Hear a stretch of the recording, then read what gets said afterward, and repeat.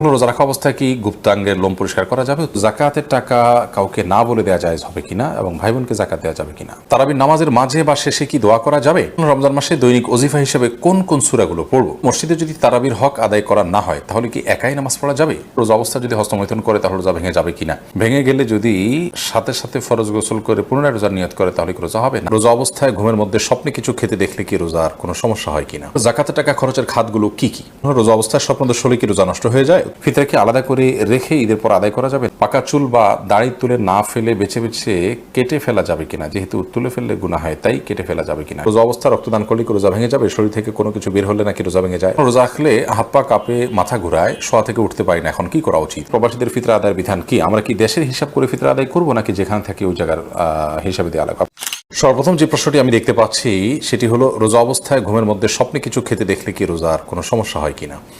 রোজা অবস্থায় স্বপ্নে যদি আমরা কোনো কিছু খেতে দেখি তাতে আমাদের রোজার কোনো ক্ষতি হবে না। স্বপ্নে শুধু খেতে দেখা নয়, অন্য যাই দেখি না কেন, স্বপ্নে দেখা বিষয়গুলো যেহেতু বান্দার এখতিয়ারাধীন নয়, ইচ্ছাকৃত মানুষ স্বপ্নে দেখে না সাধারণত, যার কারণে এটার কোনো দায় বান্দাকে বহন করতে হবে না। বিধায় রোজা অবস্থায় স্বপ্নে আমরা যাই দেখি না কেন তার জন্য আমার রোজা ভঙ্গ হবে না। রোজা অবস্থায় স্বপ্নদোষ হলে কি রোজা নষ্ট হয়ে যায়? উত্তর হলো না, রোজা অবস্থায় স্বপ্নদোষ হলে রোজা ভঙ্গ হয় না।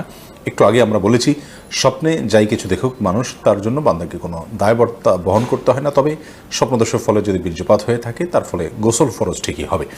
এছাড়া স্বপ্নদোষের কারণে রোজা ভঙ্গ হবে না। ফিতরা কি আলাদা করে রেখে ঈদের পর আদায় করা যাবে? না, ঈদের পর আদায় করলে ফিতরা আদায় হবে না, বরং ফিতরা আদায় করতে হবে ঈদের সালাতের আগে। নবী করিম সাল্লাল্লাহু আলাইহি ওয়াসাল্লাম বলেছেন, মানদ্দাহা ক্বাবলা সালাহ, যে ব্যক্তি ঈদের আগে ফিতরা আদায় করবে ফাহিয়া মাকবুলা, তাহলে সেটা ফিতরা হিসেবে কবুল হবে। ওমানদ্দাহা বাদা সালাহ, যে ব্যক্তি ঈদের পরে আদায় করবে ফাহিয়া সাদাকাতুম মিনাস সাদাকাত, অন্য 10টা সাদাকার মধ্যে সাধারণ দান হবে। এটা ঈদের আপনার কি বলে এটাকে, ফিতরার যে দায়িত্ব, সেই দায়িত্বের ফলে কিন্তু আদায় হবে না। এরপরে প্রশ্ন হলো, রোজা অবস্থা যদি হস্তমৈথুন করে তাহলে রোজা ভেঙে যাবে কিনা? ভেঙে গেলে যদি সাথে সাথে ফরজ গোসল করে পুনরায় রোজার নিয়ত করে তাহলে কি রোজা হবে না? এর ফলে রোজা আর জোড়া লাগবে না। হস্তমৈথুন করে বীর্যপাত যদি কেউ করে তার ফলে রোজা ভেঙে যাবে। এই রোজা তাকে পরবর্তীতে রেখে দিতে হবে এবং এই রোজার ভাঙার ফলে তাকে কাফারাও আদায় করতে হবে। অর্থাৎ একটি রোজার কারণে তার একটা রোজা তো কাজা করতেই হবে, সাথে আরও 60টা রোজার টানা ধারাবাহিকভাবে বিরতিহীনভাবে রেখে দিতে হবে। এটি তার জন্য একরকম শাস্তি এবং এটি জঘন্য অপরাধ বটে, যার কারণে আল্লাহ মাফ করুক। এ ধরনের অপরাধ থেকে আল্লাহ তাআলা হেফাজত করুন এবং এই ধরনের অপরাধ থেকে আমাদেরকে বেঁচে থাকার মতো ইমানের শক্তি তাকওয়া আল্লাহ তাআলা আমাদেরকে দান করুন। এরপর প্রশ্ন হলো, রোজা রাখলে হাত পা কাঁপে, মাথা ঘুরায়, শোয়া থেকে উঠতে পারি না, এখন কি করা উচিত? রোজা রেখে যদি কারোর এরকম পরিস্থিতি হয় এবং এটা যদি সহনীয় পর্যায়ে থাকে তাহলে তাকে সিয়াম রাখতে হবে। এই অজুহাতে সিয়াম ভাঙার সুযোগ নেই। আর যদি এটা চরম পর্যায়ে পৌঁছে যায় এবং কোনোভাবেই যদি এটা তারা করতে না পারেন, অর্থাৎ এই সিয়াম রাখতে গিয়ে তার মাথা ঘোরানো এবং হাত পা কাঁপা, এটা যদি চরম পর্যায়ে পৌঁছে, যেটা অসহনীয় পর্যায়ে এবং আশঙ্কা থাকে তার জীবনের উপরে, ডক্টর দেখানোর পর ডক্টরও যদি তাকে রেকমেন্ড করেন, যিনি সিয়ামের গুরুত্ব বুঝেন, এরকম ডক্টর, অভিজ্ঞ ডক্টর, তিনি যদি বলেন যে সিয়াম ভেঙে ফেলতে হবে, তাহলে সেক্ষেত্রে রোজা না রাখার সুযোগ আছে। কিন্তু সামান্য একটু শরীর খারাপ লাগছে, তখন রেস্ট করবেন, শুয়ে থাকবেন, কিন্তু রোজা ভাঙতে যাবেন না ঠুনকো অজুহাতে। এরপরে প্রশ্ন হলো, রোজা অবস্থা রক্তদান করলে কি রোজা ভেঙে যাবে? শরীর থেকে কোনো কিছু বের হলে নাকি রোজা ভেঙে যায়? রোজা অবস্থা রক্তদান করলে রোজা ভাঙবে না, আর শরীর থেকে কোনো কিছু বের হলেও রোজা ভাঙবে না। তবে রক্তদান করতে গিয়ে যেন এত বেশি রক্তদান করা না হয় বা দুর্বল শরীরে যদি রক্তদান করা হয় যার ফলে তিনি অসুস্থ হয়ে পড়ে রোজা আর কন্টিনিউ করতে না পারেন, সেই পর্যায়ে যাওয়া উচিত নয়। বাকি এক ব্যাগ রক্ত দিলেন, তিনি নিজের প্রতি নিজের আস্থা আছে যে তার বড় কোনো ক্ষতি হবে না, তাহলে তিনি এটা করতে পারেন। অর্থাৎ এর ফলে তিনি রোজা ভেঙে ফেলতে হবে এরকম দুর্বল হবেন না তিনি জানেন, তাহলে সেক্ষেত্রে রোজা দেওয়াটা এটা রোজা ভঙ্গের কোনো কারণ নয়। আর শরীর থেকে কিছু বের হলে রোজা ভঙ্গ হবে না। আমরা অনেকে মনে করি শরীর থেকে কিছু বের হলে রোজা ভঙ্গ হবে। কেউ একটু বমি করেছেন অল্প স্বল্প, তাদের রোজা ভঙ্গ হবে না। রক্ত দিয়েছেন এক ব্যাগ, তাদের রোজা ভঙ্গ হবে না। তবে ইচ্ছাকৃত বমি করলে সেটি রোজা ভঙ্গের কারণ হবে। মূলত শরীরে কোনো কিছু প্রবেশ করলে, শরীরেও না, পাকস্থলীতে, পেটে খাদ্যের কাজ দেয়, এরকম কোনো কিছু হলে সেটি রোজা ভঙ্গের কারণ হবে। এরপর প্রশ্ন হলো, জাকাতের টাকা খরচের খাতগুলো কি কি? জাকাতের টাকার খরচের খাত সম্পর্কে আল্লাহ রাব্বুল আলামিন সূরা তাওবার 60 নম্বর আয়াতে 8টি খাতের কথা বলেছেন। তার প্রথমটি হলো ফকির, দ্বিতীয়টি হলো মিসকিন, অর্থাৎ যার অল্প আছে, যা দিয়ে তার দিন ভালো করে চলে না, একান্ত মৌলিক প্রয়োজনটা পূরণ করতে তার কষ্ট হয়, তিনি, অথবা যার কিছুই নেই, এই উভয় শ্রেণী মানুষ। আর তৃতীয়ত হলেন ওয়াল আমিলিনা আলাইহা, জাকাত কালেকশনে যারা নিয়োজিত থাকেন তাদেরকে ইসলামী রাষ্ট্র বেতন হিসাবে জাকাত থেকে দিতে পারবে, যারা জাকাত কালেকশনে থাকবে। আর 4 নম্বর হলো আল মুআল্লাফাত কুলুবুহুম, অমুসলিম যাদেরকে ইসলামের পথে আকৃষ্ট করা প্রয়োজন, তাদের মাধ্যমে মুসলিম মিল্লাহ উপকৃত হবে, তাদেরকে ইসলামের জন্য তাদের সিম্পেথি প্রয়োজন, তাদেরকে জাকাত দেওয়া যেতে পারে। কিংবা যাদেরকে জাকাত দিলে, অমুসলিমদের মধ্যে থেকে যাদেরকে জাকাত দিলে তারা ইসলামের পথে আসবে বা ইসলামের সৌন্দর্য তারা দেখতে পারে, এরকম। 5 নম্বর হলো অফির রেকাব, কৃতদাস দাসী মুক্ত করার জন্য জাকাতের টাকা দেওয়া যাবে। আর 6 নম্বর হলো আল গারিমিন, যারা ঋণগ্রস্ত তাদের ঋণ পরিশোধের জন্য জাকাত দেওয়া যাবে। আর 7 নম্বর হলো ফি সাবিলিল্লাহ, আল্লাহর রাস্তায়। আল্লাহর রাস্তা বলতে অনেক উলামায়ে কেরামের মত হলো জিহাদে যারা লিপ্ত তাদেরকে জাকাত টাকা দেওয়া যাবে। আর 8 নম্বর হলো ইবনে সাবিল, মুসাফির বা পথিক, যার সাথে পর্যাপ্ত টাকা পয়সা নিয়ে খরচ করার মতো, হয়তো তার বাড়িতে ঠিকানা গন্তব্যে অনেক টাকা পয়সা আছে, তো এরকম পথিক মুসাফির তাদেরকেও জাকাত দেওয়া যাবে। এরা হলেন জাকাতের খাত।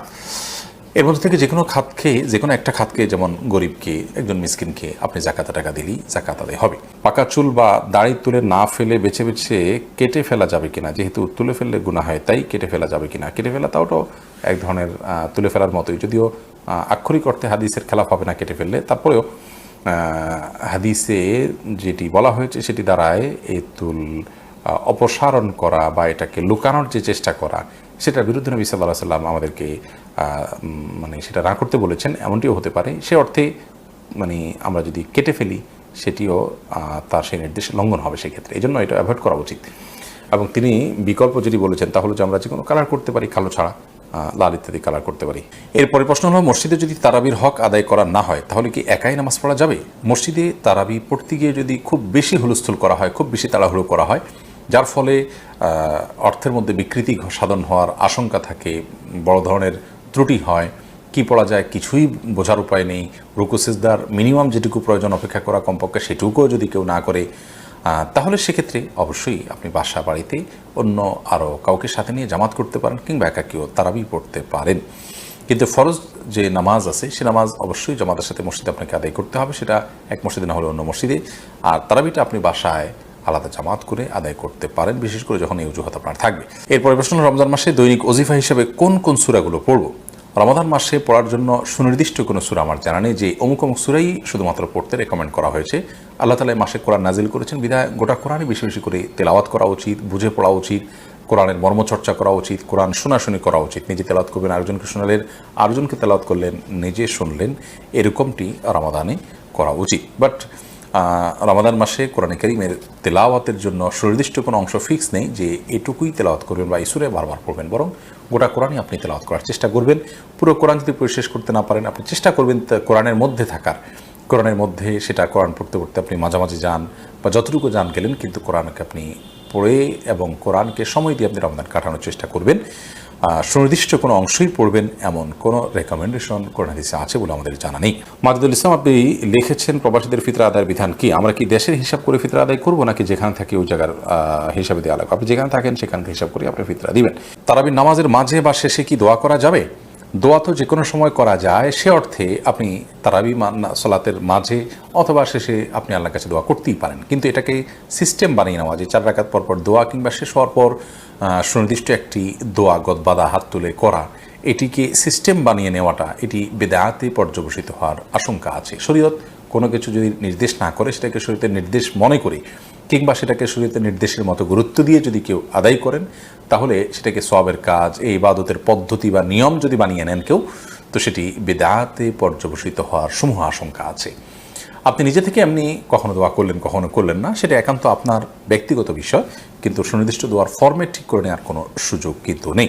এরপর প্রশ্ন হলো, জাকাতের টাকা কাউকে না বলে দেওয়া যায় হবে কিনা, এবং ভাই বোনকে জাকাত দেওয়া যাবে কিনা? ভাই বোন তারা যদি প্রাপ্তবয়স্ক হয়ে থাকে, অভাবী থাকে, জাকাতের হকদার থাকে, তাদেরকে অবশ্যই জাকাতের টাকা দেওয়া যাবে, জাকাতের টাকা দিয়ে তাদেরকে স্বাবলম্বীও করে দেওয়া যাবে।